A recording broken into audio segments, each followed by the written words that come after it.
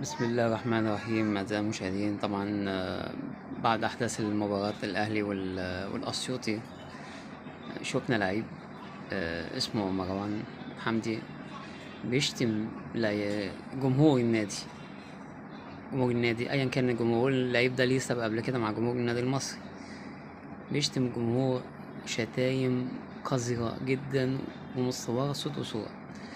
والأغرب إن مفيش عقوبات طلعت. يعني المفروض حاجة زي كده انت عندك صوت وصورة ودليل واضح، مستنيين تدي عقوبات امتى؟ مستنيين ايه؟ الاخلاق كده هتتحسن؟ وازاي يجي جرأة اللعيب ان يشتم جمهور بحاله؟ لازم يا جدعان وقفة، ولازم نعرف ان الاخلاق هي اللي تخلينا نلعب رياضة. اتمنى يكون في عقوبات سريعة جدا ان شاء الله. شكرا.